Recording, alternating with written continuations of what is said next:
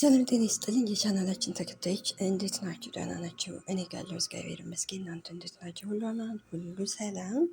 ነባሮች በላይክ እንዲሁም ደግሞ አዲሶች ደግሞ ላይክ፣ ሰብስክራይብ እያደረጋችሁ አበረታቱኝ። በቅንነት ያው ቅንነት ለራስ ስለሆነ እንግዲህ የአብርሽ ድራማ ብንለው እንግዲህ ማለቂያ የለው። ምክንያቱም በሩታም እንዲሁም ደግሞ በሄረሜላም ላይ እንግዲህ እየተጫወተባቸው ነው። ትናንት አይታቸዋል እንግዲህ ይሄዳል ብሎ እንግዲህ እነ ኤፍሬም እና ሩታ እንግዲህ ፓስፖርቱን ቀምተውት ነበረ። እዛ ሩታም እንግዲህ ማናት ሄሬሚላም እንግዲህ እሺ አንተ አትሄድ ከዚያው ተቀመጥ እኛ አንመጣም ካለበት ቦታ ብለውን ነበር። እሱ ግን እንግዲህ እንደ ጉድ እየጮህባቸው ነበር። ይህ ሁሉ እየተጮህባቸው ግን እነሱ ደንታ አልሰጣቸውም። ምክንያቱም እንግዲህ ሩታም ፉክክር ሄሬሚላም ፉክክር ነው የያዙት። ስለዚህ ዛሬ እንግዲህ ማኪ የሄሬሚላ ወንድም የተናገራቸው ነገሮች ትክክል ነው።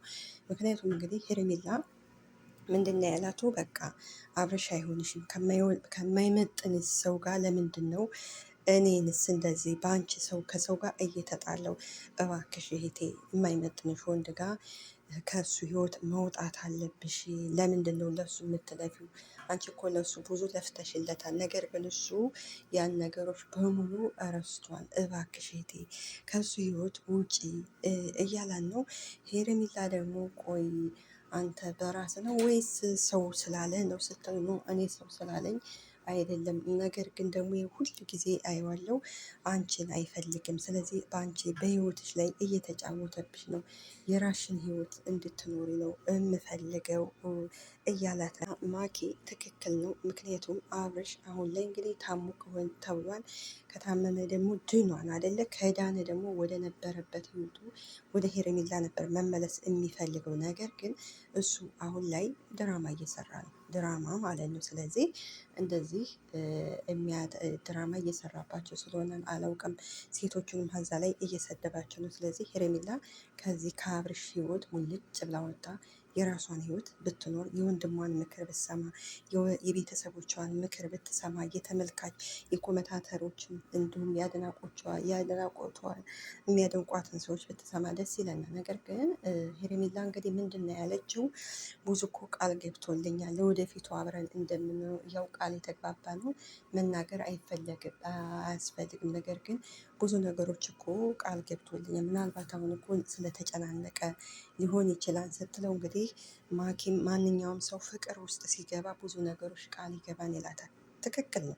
ማንኛውም አብዛኛው ወንዶች ሴት ልጅ በፍቅር ለማጥመድ ሲፈልጉ እንግዲህ ወደ እነሱ እንድትሄድ የማይሆን ቃላት እወድሻለሁ፣ አፈቅርሻለሁ፣ ለወደፊቱ ልጅ ወልደን ምናምን አብረን እንኖራለን እያሉ በምላሳቸው ድልል ሲያደርጉ፣ እኛ ደግሞ ሴቶች ዋሆች ስለሆነ የሚነገርን በሙሉ እውነት ይመስለኛል። ግን ከ90% ምናልባት 5% ይሆናሉ ይህን ተግባር የሚተገብሩ።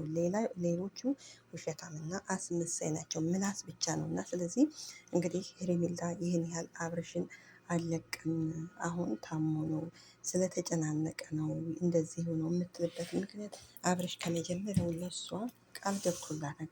በምላሱ ቃል ገብቶላታል። አብረን እንኖራለን ምናምን ስላለ ይህን ያህል አልወጣ ያለች እና ወንድሟ የተናገረው ነገር እውነት ለመናገር ትክክል ነው። እውነት እኔ ወንድሟን ሳላደንቅ አላልፍም። ሌላ ወንድም ቢሆን ነይ ልደብድብሽ ምናምን ይላል። እሱ ግን የፍቅር ሰው እውነት ፍቅር የገባው ስለሆነ የእህቱ ፍቅር ውስጥ እንደገባች እህቱ ደግሞ በፍቅር እንደተጎዳች ስላወቀ እንግዲህ ቀስ እያደረገ ነው የሚመክራት። እና ማንኛውም ወንድ እንዳለው ፍቅር ውስጥ ሲገባ እንደዚህ ነው የሚያደርገው፣ ምላስ ብቻ ነው። እና ስለዚህ ሄርሜላም የወንድሟን ቃል ሰምታ ብትተገብረው ደስ ይለናል። ከዚህ በላይ እርቀት ባትሄድ፣ ከዚህ በላይ እውነት የሚያፈቅራት የሚወዳት ከሆነ በኋላ ላይ እውነት አብርሽ የሚያፈቅራት የሚወዳት ከሆነ በኋላ ላይ አሁን አልፈልግም ብላ ብትተው ሶሻል ሚዲያ ብትጠፋ እርግጠኛ ነኝ የሚወዳት ከሆነ ተመልሶ ይመጣል።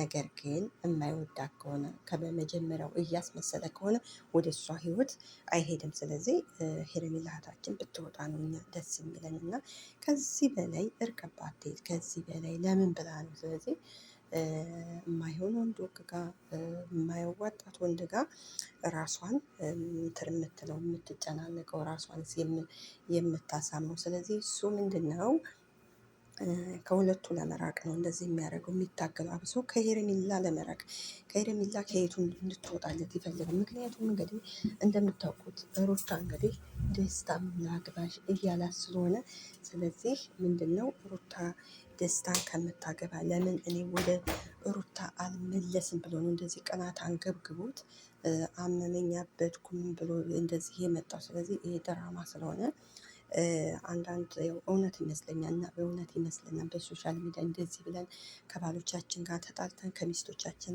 ጋር ተጣልተን አሞኝ ታመን ምናምን የሚሉት ለእኛ ይሄ ድራማ ገብቷቸዋል። ግን ድራማ ነው እና አብርሽ እንግዲህ ይሄን ያህል እየኮራባቸው ነው። ሲጀመር ግን ሴቶች አሁን ምን መሰላቸው ሁለቱም እኔ ነኝ የማቸንፈው እኔ ነኝ የማቸንፈው ነው። አሁን ምሳሌ አንድ ሴት ብትሆን እንደዚህ ሲሆንበት ዞር በል ብላ ጥላት ትሄድ ነበር። ነገር ግን ሁለቱ አሁን ስለተፎካከሩ ነው ሁለቱም አንወጣ ያሉት እና ሄርሜላ ከዚህ በላይ ርቀት ባትሄድ ደስ ይለናል። እንግዲህ ለማኪ እንግዲህ በስተመጨረሻ እሺ ላስብበት ነው ያለችው። ላስብበት፣ እሺ ችግር የለውም መጀመሪያ ግን ላስብበት ብለዋለች። ይህን ተግባሯን ደግሞ ብትተገበር ደስ ይለናል። ምክንያቱም አንደኛ ሶሻል ሚዲያ ላይ እየተሰደበች ነው፣ እየሰደቧት ነው።